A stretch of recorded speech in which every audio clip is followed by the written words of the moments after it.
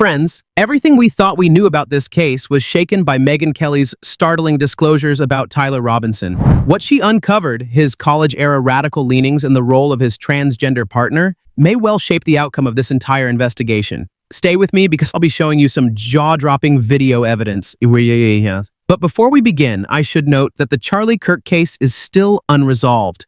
By the time you're watching this, the latest developments will probably already be available online. That's why it's important to check and verify every claim before drawing conclusions. Now, here's where it gets truly eye-opening.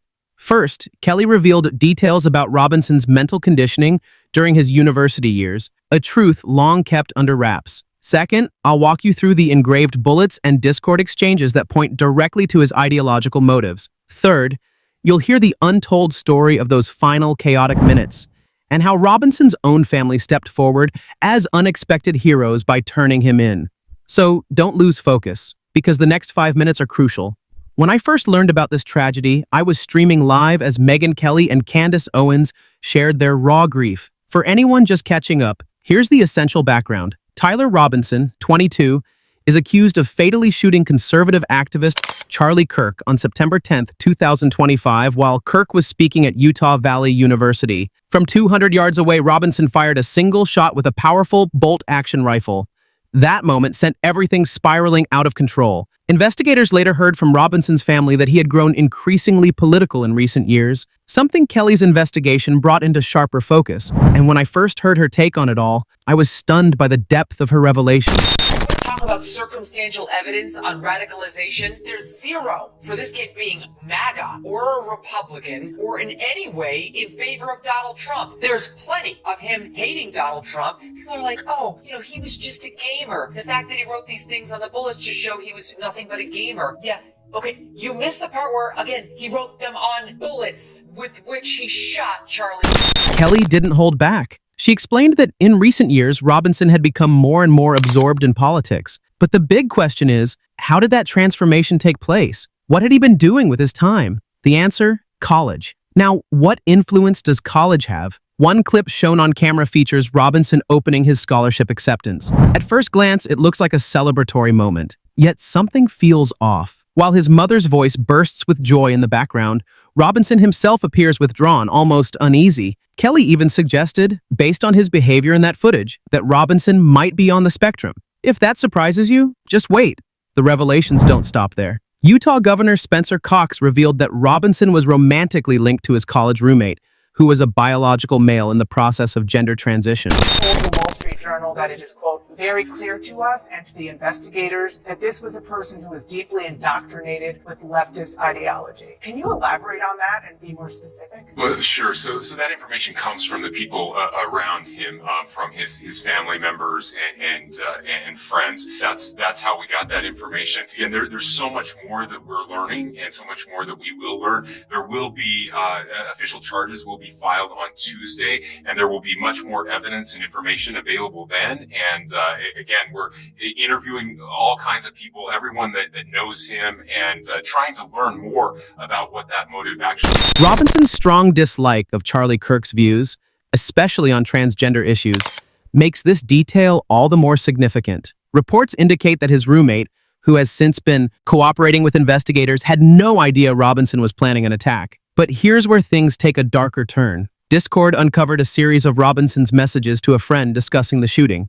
Even if the platform itself didn't drive his motives, the content of those chats is deeply incriminating. Court records reveal that Robinson openly described his careful planning to his roommate. He wrote about retrieving a gun from a hidden drop point, hinted at stashing it in a bush, and even sent alerts about keeping watch over the weapon once it had been left behind. One note specifically mentioned the rifle being wrapped in a towel. These weren't random comments. This was a deliberate, step-by-step operation. The political intent became even clearer when investigators examined the ammunition. On the spent casings, officers found engravings of fascist-style arrow symbols. On an unfired casing, another inscription read, "Ciao, Bella." By this stage, the FBI was tracking Robinson's every move with precision. That they released last night, we talked about it in great detail on Morning Update, AM Update, but we don't do video on that show. And I'll show it to you here. The video that was released by the law enforcement last night, and I think, which my team, this is video 2, So it shows them zeroing in, and then they show the rooftop, and you can see him. He was first prone. He runs across the roof. He hangs. There he is. If you just check your top right of your screen, he's now into like the white corner of that. There he is. Now he's about to get down off the roof. He dangles for a couple seconds. Here it is. 1, 2, 3, and he's down. 4 seconds. By the way, they said they got a handprint on the top of that roof, and they got a footprint from the grass. That handprint will be directly traceable to somebody. And they definitely got handprints from the inside of the stairwell when he walked up to get to this roof, because that's where they got the still shots.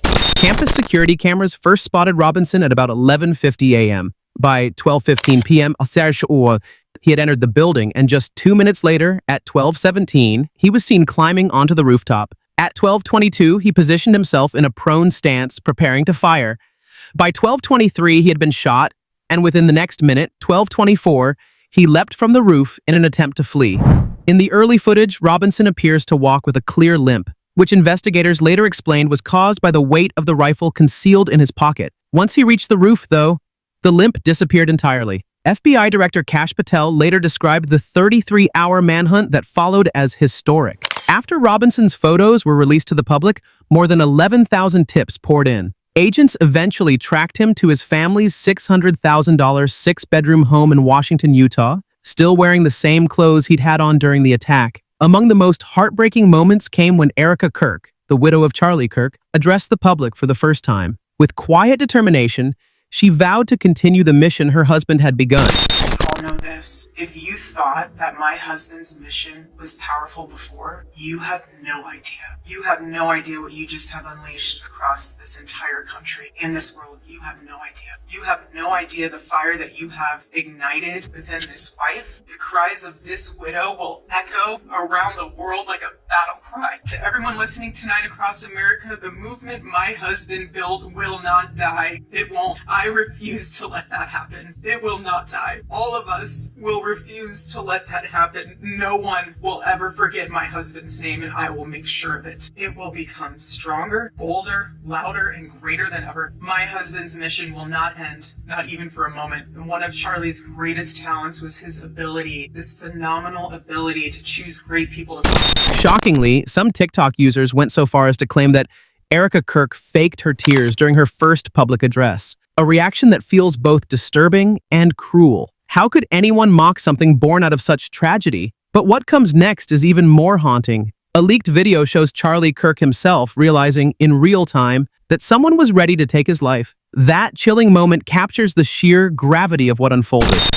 Of the left, at the core of a liberal, is someone that would use the sword if they had it. They are very violent people at their core. They always have. They can't debate. They can't have conversation. So they'll resort to these tactics. They're going to do everything they possibly can to try to murder this movement because they can't beat us. So they're going to try to take weapons. And no, we're very aware of that. I'm aware of it. We have to have full-time security. This is not a joke. This is what. That realization makes the tragedy even harder to bear. Charlie seemed to know it was coming. The loss struck so deeply that even Candace Owens, usually composed and steady, broke down in tears during her live broadcast. To honor his memory, she shared personal Instagram stories, including heartfelt photos of her and Charlie singing side by side. I don't want today to be about anything other than you guys knowing that Charlie really was an amazing person. You know, he was like, we were really close, and he was my best friend and my brother, and I will never unsee the footage of what I saw. Candace Owens, who previously worked with Charlie Kirk at Turning Point USA, had her YouTube live stream freeze tonight because more than 115,000 viewers.